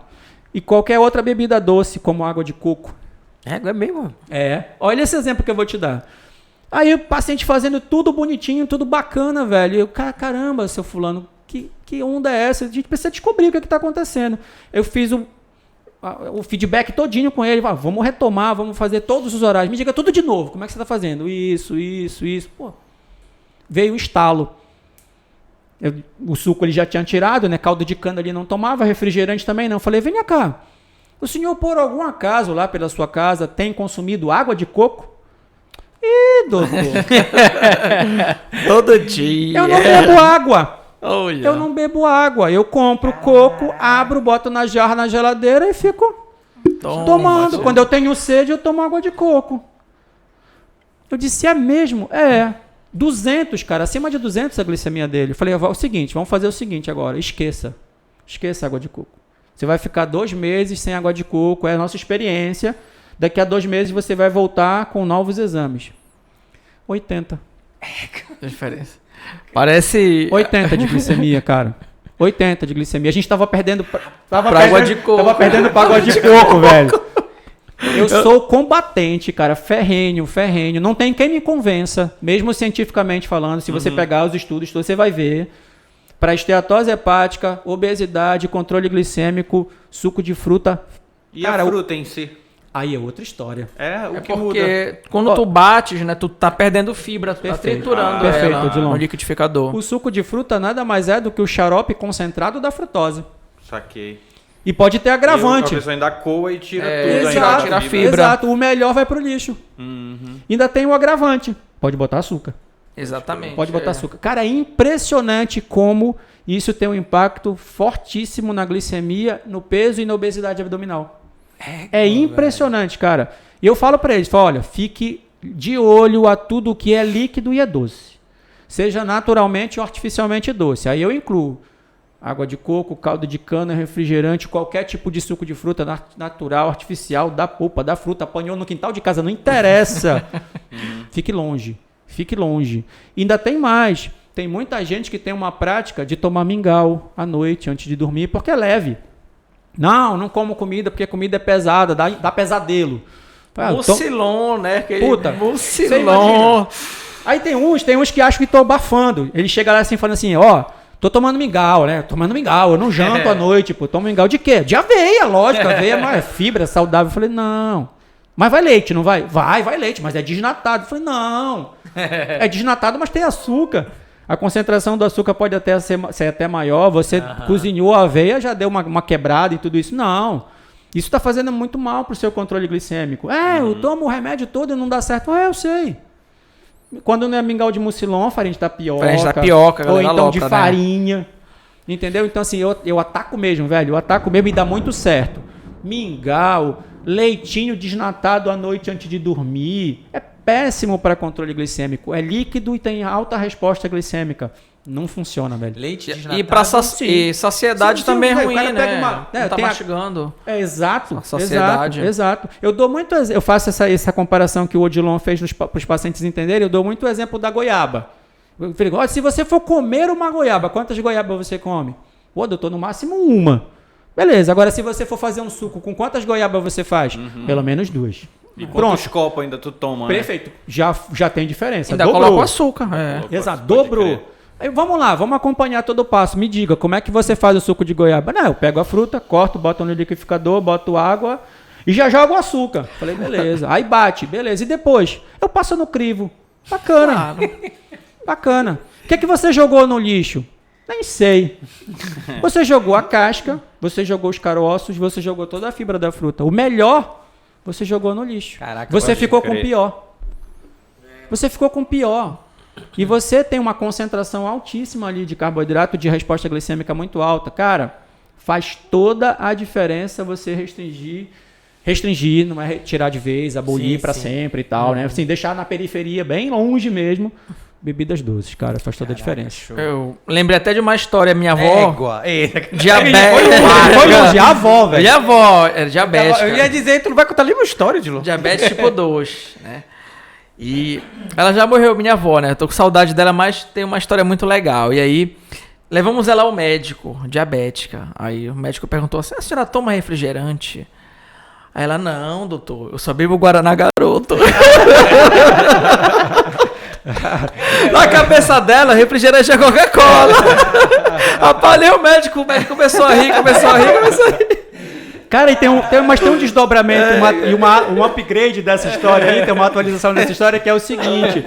Não, olha, eu não tô mais tomando refrigerante, né? Porque eles dizem assim, refrigerante, assim, para eles que pode causar mal é a Coca-Cola, fazendo propaganda. Eles dizem assim, você tá tomando refrigerante? Não tô tomando mais refrigerante, eu só tô tomando tipo um Guaraná, Diet, às vezes eu tomo um Tuxal, imagina, um Tuxal.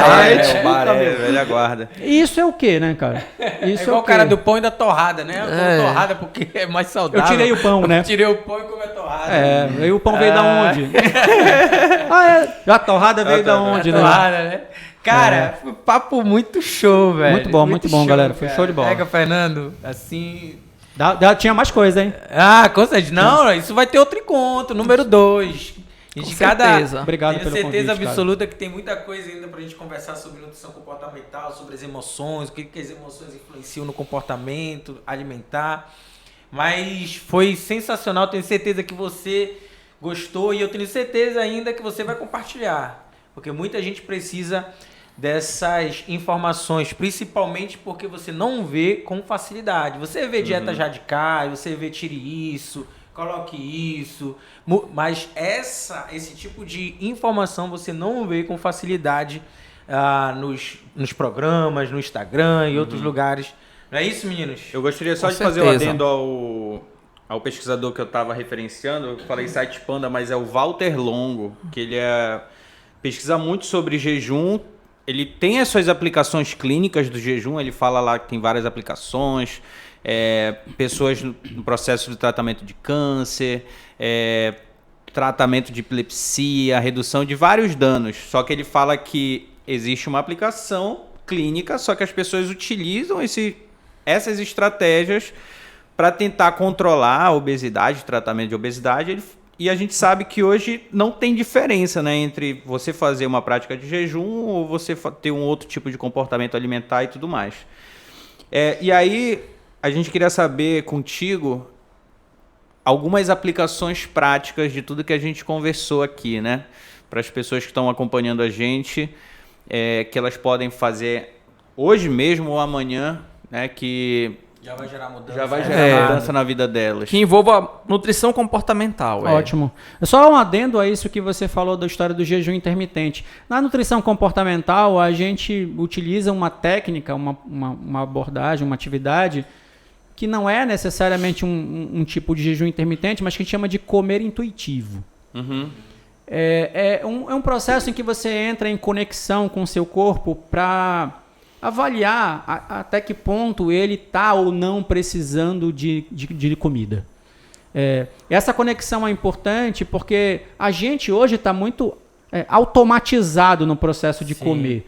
Você come olhando o celular, você come olhando televisão, você come conversando com alguém ou não conversando com ninguém, no computador. Então você não percebe... Primeiro, eu estou com fome agora? Porque fome psicológica ou fisiológica, né? Fisiológica, porque você tem assim, esse pragmatismo de comer em 3 horas e tal, tudo mais. Eu sempre falo para os pacientes assim, olha, coma quando lhe der vontade. Uhum. Coma quando você estiver percebendo que o corpo de fato está precisando. A gente sabe, quando a gente entra nessa conexão, a gente começa a perceber quando o corpo está pedindo comida. Uhum. Né? Da mesma forma, não coma se não tiver com vontade, sabe? Uhum. Tem muitas situações de pacientes que têm excesso de peso, diabéticos, que eles comem por ritual, cara. Sim. Ritual, sabe? Olha, tem situações, por exemplo, que a esposa já jantou e o marido chega mais tarde do trabalho. Ela vai, prepara o jantar, serve a mesa do esposo, senta com ele à mesa e ele bota pressão.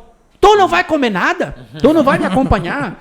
E ela naquela vulnerabilidade, às vezes sob essa pressão toda, falou, não, tá bom, tudo bem, se serve e come um pouquinho. Sem fome. Sem fome, sabe? Então, assim, isso é uma coisa legal que a gente trabalha muito, comer intuitivo. Comer intuitivo, assim... Ouça mais, avalie mais, se pergunte, eu estou com fome? De 0 a 10, eu estou com quanto de fome? Sim. Eu estou com muita fome? O que eu quero comer? Entendeu? Então, assim, é um conceito importante. Sim. Agora, praticamente falando, eu acho que é sempre legal, cara, fazer essa mudança, começar essa mudança de uma maneira bem prática pela questão da frequência ou quantidade. Eu acho que é uma coisa bem prática de fazer assim... Você não precisa deixar de comer nada. Acho que é uma coisa legal de deixar isso pra galera. Você não precisa deixar de comer nada. Você pode comer de tudo. Tudo que existe na natureza, no mundo, você pode comer. A questão é, você precisa botar um ponto de equilíbrio na frequência e quantidade. Eu acho que isso é bem legal. Você pode continuar consumindo o que você consome em momentos diferentes, com uma frequência menor. Você pode diminuir quantidade, mesmo que seja pouco. Se você fizer isso em outros comportamentos, já faz toda a diferença. Você pode combinar... E o horário é uma variável importante para ti, no teu entendimento? Depende. Isso é muito variável, porque depende muito da rotina de cada pessoa, né, cara? A gente, quando puxa a história da pessoa, eu puxo muita informação sobre a rotina de vida, do dia a dia, se trabalha, não trabalha, o que faz, que hora acorda, que hora dorme. Que elas dormem. Então, assim, isso varia muito. A gente não costuma padronizar horários. O que a gente trabalha muito mais é assim... O que eu falo horário é ou manhã ou noite, turnos. Turnos. Não, a gente não costuma ter essa preocupação de padronização de horários.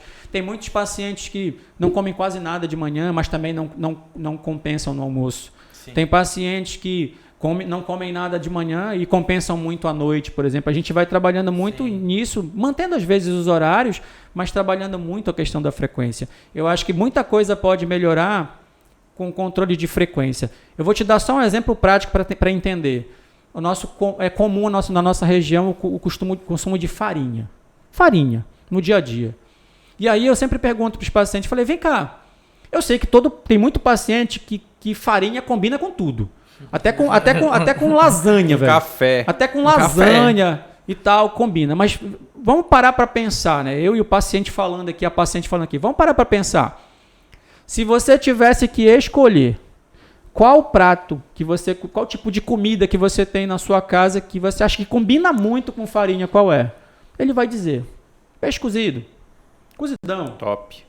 picadinho, peixe frito, Açaí. Bife isso. acebolado. Isso, pronto. E aí, o que acontece? Eu faço essa proposição. Eu falei, então vamos fazer o seguinte. Você não vai comer banana, você não vai comer farinha à toa. Você não vai banalizar o consumo da farinha. Você vai comer farinha quando valer a pena, pô. Não come todo dia. Quando tiver o peixe cozido, o peixe frito, o prato que você gostar, bota lá um pouquinho de farinha. Mas também dosa. Não vai virar pirão. Aí toda semana peixe cozido na casa dela. Tem um caso mais ou menos assim, que é o seguinte, olha, com que tipo de comida você gosta de comer farinha? Ela fala, feijão com arroz. Aí eu falei, mas quantas vezes na semana tem feijão com arroz? Todo dia. Aí ferrou. Nesse caso, dessa situação, se tiver peixe cozido todo dia, tem que controlar a quantidade, cara. Tem que controlar a quantidade, sabe? Sim. E eu acho que é super importante apoiar essas mudanças em uma motivação intrínseca. Sim. Em um motivo, sabe, próprio. Pô, eu tô fazendo isso por causa desse aspecto. Isso aqui é importante para mim. Isso aqui vai melhorar tal coisa. Sabe? Eu acho que a mudança, ela leva tempo. Ela é difícil. Ela tem recaídas. Mas ela vale muito a pena quando a gente sustenta essa mudança em algo que é importante para a gente como resultado, sabe? Mudança da quantidade, da qualidade, da frequência, da combinação. Tem muita gente que diz assim, eu gosto muito de comer sanduíche. Eu pergunto, qual é o sanduíche que você gosta? Eu falo logo o meu. Eu falo, eu gosto do x-tudo, mano. Sabe? Aquele que vem derramando tudo. Mas assim, com quantas vezes eu como o x-tudo? Eu perco de vista. Eu nem lembro quando foi a última vez que eu comi. É assim que a mudança precisa acontecer. Às vezes a pessoa come um sanduíche, tem um monte de coisa dentro, ele pode mudar o tipo de sanduíche, vez ou outra, ele pode pedir menos. Tem muito essa situação, né, de tá pago, bora comer, né? Vai no rodízio, tem um monte de coisa. Você acha que começar a criar esse costume de pedir menos, fazer menos, comprar menos e educando um pouco mais essa questão do consumo, né? Eu acho que por aí é um caminho que dá para iniciar prática, qualquer mudança no dia a dia. Show. E aí? Valeu? Pô, top foi demais. Excelente. Deu até trovão, mano. Deu até trovão, velho. Na história do podcast, deu trovão. Deu aqui até trovão. Mas foi show, Fernando. Valeu, cara. Muito obrigado. Valeu mesmo. Valeu, meu amigo. Foi uma conversa. Valeu, professor. Muito obrigado. obrigado. Absoluta obrigado que você mesmo. vai ser beneficiado por tudo que foi falado aqui. Lembrando, qualquer dúvida que você tiver... o Fernando só atende SUS, então infelizmente você não vai poder encontrar. Pode ir lá no SUS, pô. Vai lá. Todo mundo tem direito, não é? Exato. Vai numa unidade básica de saúde e pede encaminhamento pra lá. O cara é tão rico, mano. Ele é tão rico que ele acha que ele não precisa. Eu não seria atendido. A gente tem um centro de referência muito bacana, bacana. Com certeza, cara, com certeza. E eu vou falar pra você, profissional assim é escasso mesmo, e se você puder ter essa experiência com o Fernando, eu tenho certeza que você vai ser beneficiado com isso. Galera, fechou? Fechou. Então, por hoje, ficamos por aqui. Semana que vem tem mais. Valeu. Até a próxima. Valeu, galera. Um abraço.